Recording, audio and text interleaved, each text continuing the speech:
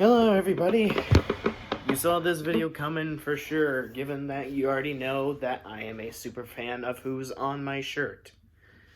Now, what do I think of this, and what do I make of it, and how do I really solidify my concrete answer of what I really think of what's gonna go down after following his very dismal announcement? Well, you see, I couldn't have been any more proud of Jimmie. I'm very proud of him. You don't get many drivers at all to reach 83 career wins, 2 Daytona 500 wins, 4 Indianapolis 500 wins, 4 Coca-Cola 600 wins, 7 championships. The third driver, mind you. Well, in actuality, he could have been at least around 4th because,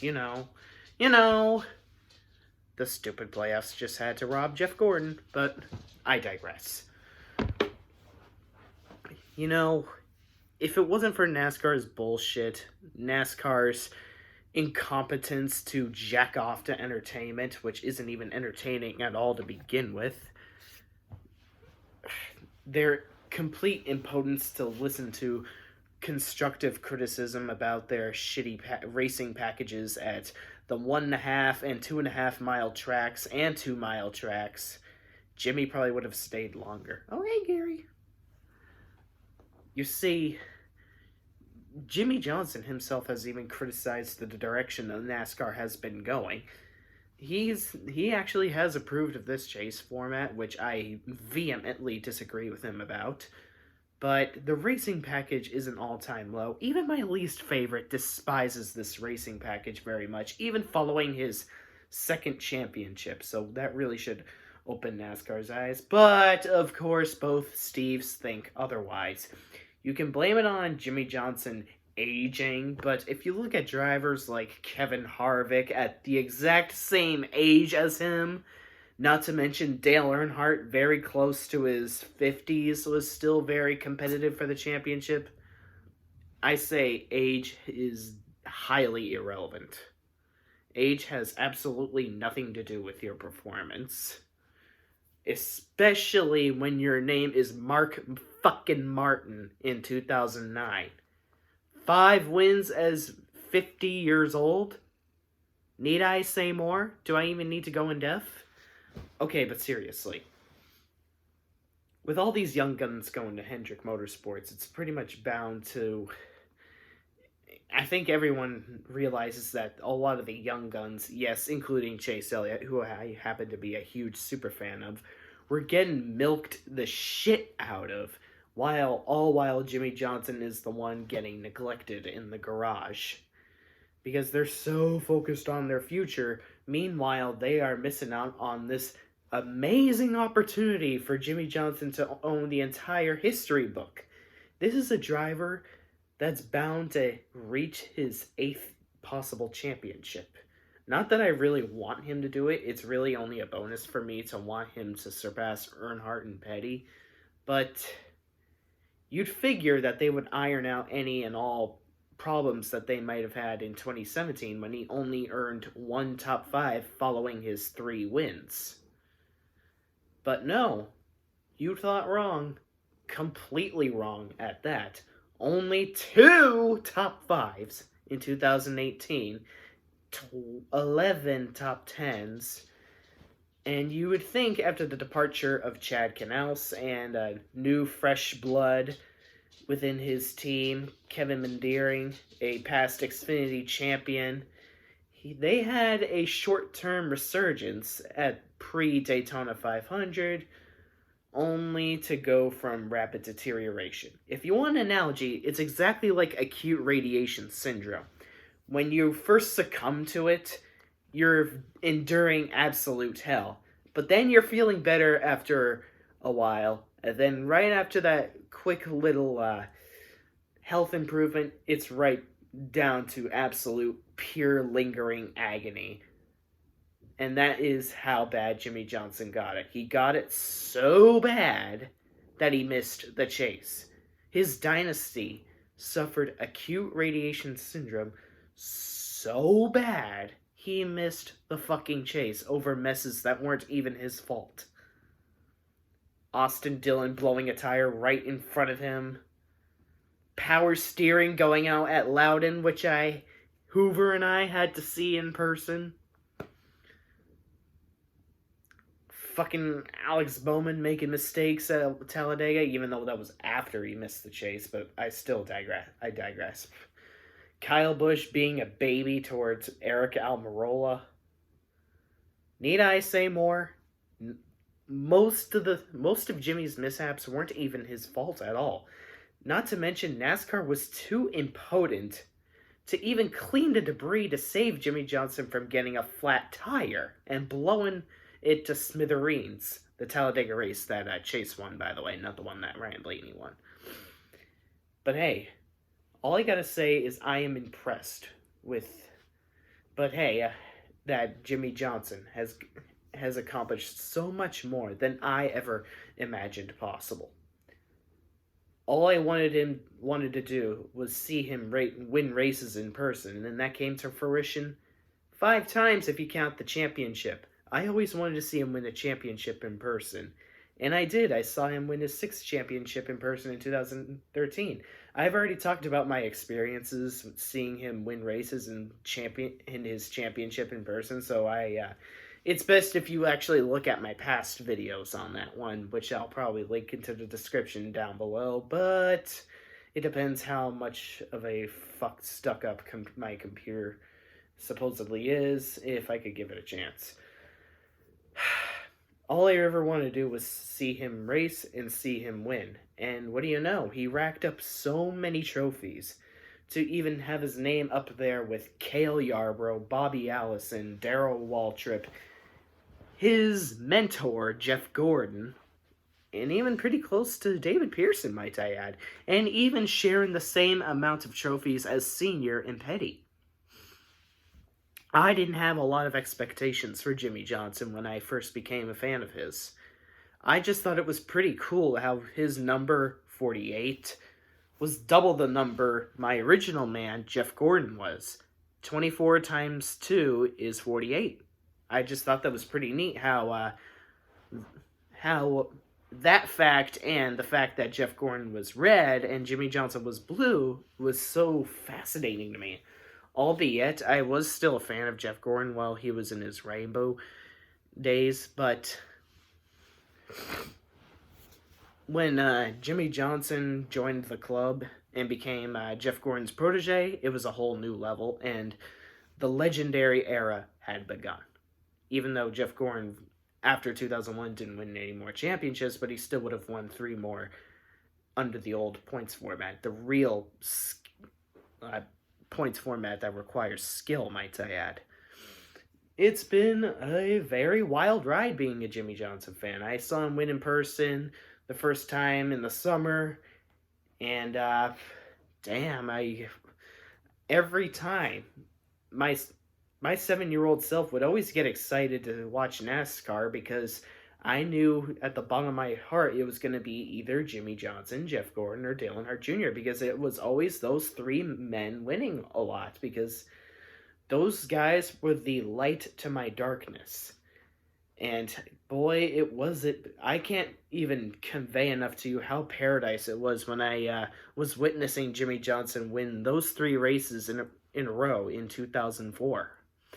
But of course, we also at the same time had that whole tragic incident with Rick Hendrick's son and all those other guys that died alongside with him, which kind of made it a bit more dismal than it had to be. But hey, Jimmie Johnson winning was the best remedy. It was the best remedy I could have ever asked for. Won in Atlanta, and then after when he sadly failed to win at Phoenix, he won at Darlington. He didn't win the championship, but I was still proud of his performances. I was still satisfied over the fact that he was able to win those races. And then, of course, after following my disappointment of not seeing Jimmie Johnson win at Atlanta, I was still pretty impressed with Carl Edwards, but Jimmie Johnson was still pretty persevered enough to acquire any win whenever he would get the chance. I mean, do I even need to remind you of 2005 Coca-Cola 600? Wow, was it fucking impressive how he would just win at every Charlotte race from 2003 to 2005. Now, one thing to admit, when he didn't win at the 2006 Coca-Cola 600, I actually cried in disappointment because I would have expected him to keep escalating that amount of history, but apparently he let me down because he was only one position away from Casey Kane.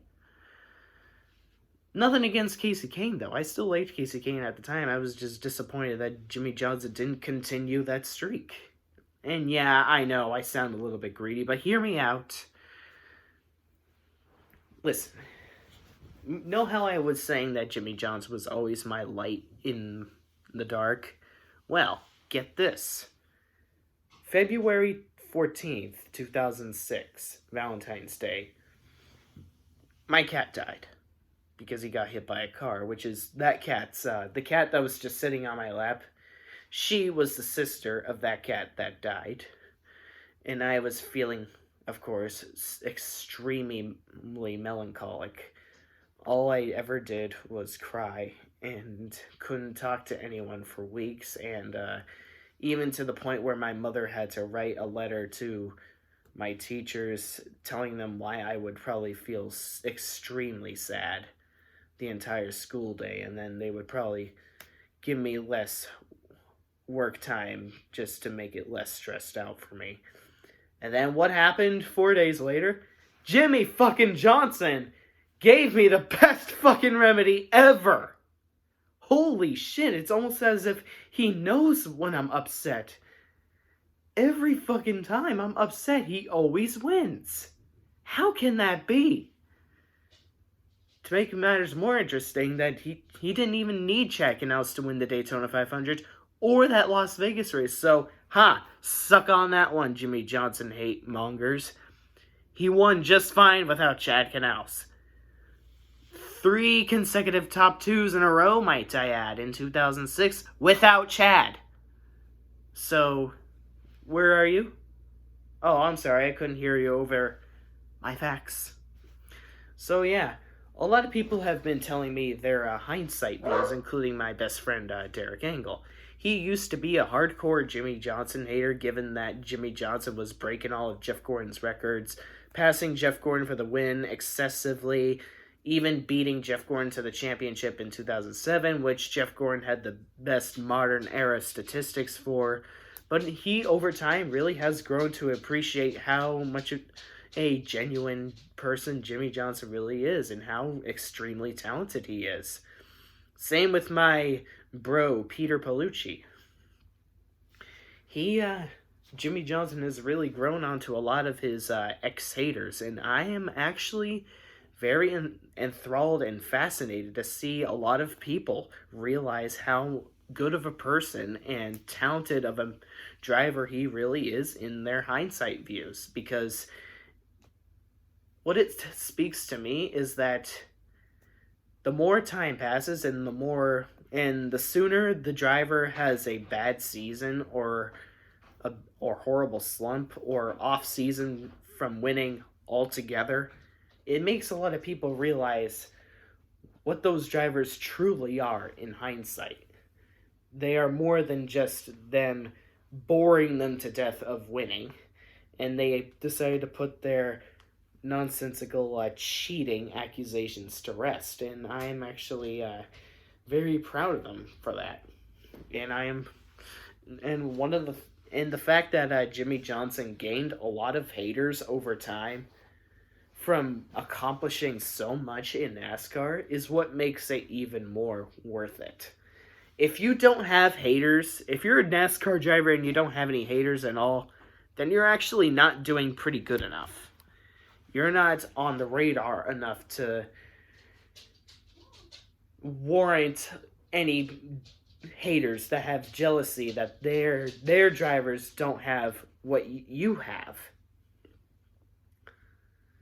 If you know what I'm saying. Granted, I was pretty disappointed, admittedly, after the 2011 season, because I was bragging over the fact that Jimmie Johnson never finished outside of the top 5 in point standings and never had any race wins any less than 3. And go figure, he had one less race win than 3 in 2011 and 1 points position back below 5th.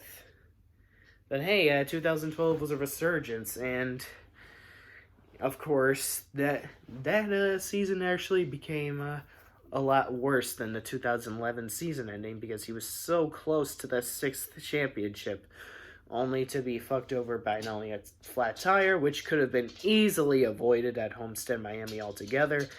They dropped a missing lug nut, and that resulted a destroyed drivetrain. But hey, it was actually worth it, because I actually wanted to see Jimmie Johnson win his 6th championship at Homestead Miami, because hey, the main 6 at Homestead in 2013, that's what I always wanted to see. And he did. I guess Jimmie Johnson was just saving his glory for me to see it in person. I guess everything can happen for a reason, if you want to call it that way. 2013 and 2006 are, after all, my favorite years for Jimmie Johnson.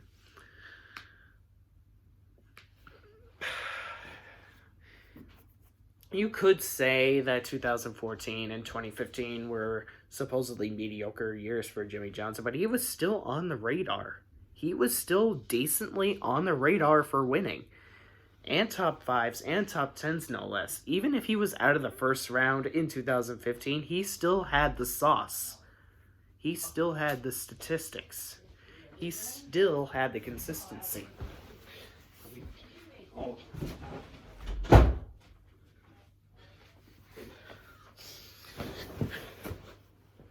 And if you want to know more of an example of why I love Jimmie Johnson, 2016, when it seems like he was going to have his worst statistics yet, he suddenly came alive in the chase. A win at Charlotte, take it into the next round. A win at Martinsville, take it into the next round. And then when he had the fewest mistakes at Homestead, he's a 7-time champion. And you know what? I could literally go on and on about why he's such a great person and why he has won my heart over every other driver in the history of NASCAR aside from Jeff Gordon.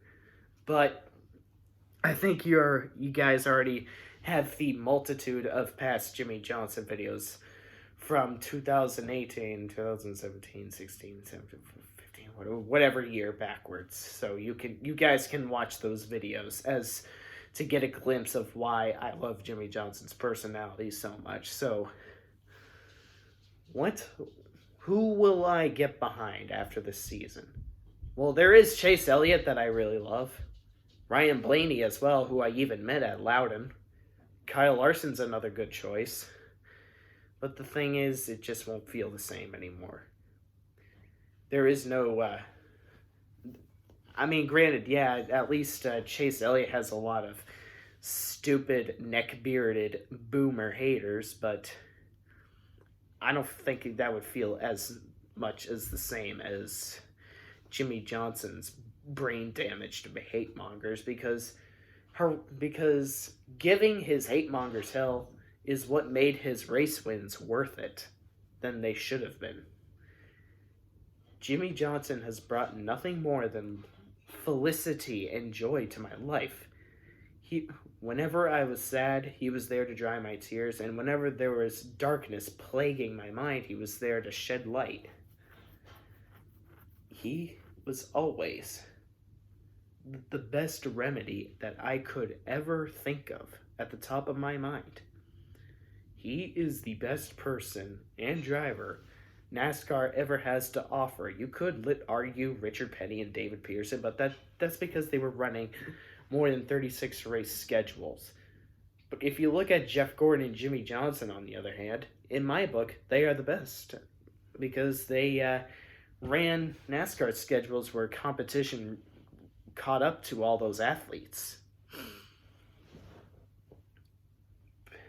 I could literally go on for like at least 3 hours recapping all the good times I had as a Jimmie Johnson fan, but all I can say is I am thankful for the times I had while he was racing. I saw him win the 2003 Loudon, 2010 Loudon, the 2013 championship, which was my ultimate dream come true. And then, prior to my senior graduation at high school, his 10th, I think it was his 10th win at Dover. And so far, his last career win, 2017 Dover. If that's his last career win, then all I have to say is I couldn't be more privileged and lucky to see his last career win at Dover. You know, after all the trouble that he went through in 2017, I would have expected much better in 2018, and especially 2019. I would have expected him to be at least number 4 on the list. I could literally actually go on about who deserves to drive the number 48 after Jimmie Johnson retires, but that's actually a whole nother video. So, who's to blame for Jimmie Johnson's deterioration? I say it's a combination of his bad equipment, him getting neglected, and the sheer incompetence of both Steve O'Donnell and Steve Phelps. Granted, yeah, they're at least trying to fix the problems with the short tracks by adding unrestricted racing pack, the unrestricted horsepower rule to those short tracks, but that's not good enough for the 1.5 mile tracks, 2 mile tracks, and 2.5 mile tracks. So essentially, Jimmie Johnson's reason for having a really bad decay is essentially the same reason why Tony Stewart didn't have a single top 5 in 2015. So if you guys really think this is the end of Jimmie Johnson, you don't know that for sure. No one thought Tony Stewart would win a single race in 2016. No one thought Jeff Gordon would win again in 2015. No one thought Matt Kenseth would win again in 2017. You don't truly know for sure. You guys aren't psychics. Be realistic. If you guys are as smart as you think you are, be realistic. You aren't psychics. And even if you are, you're still pretty horrible at it. You don't know whether or not Jimmie Johnson will have a winless season.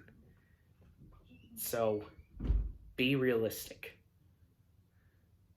You don't know what will happen because Jimmie Johnson is always strong with Cliff Daniels. It's just that there's always bullshit fucking him over at the end.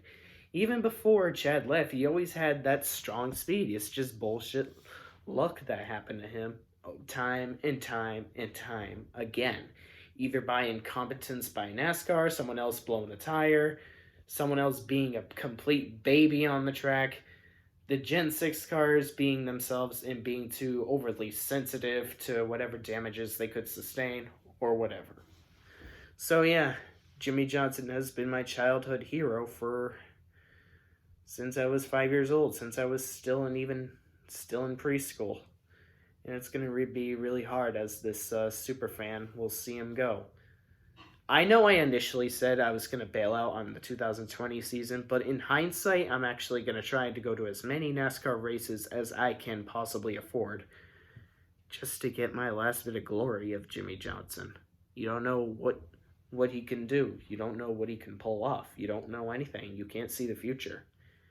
He's got 36 races left to at least acquire 2 more race wins to make it 4 on the all-time win list.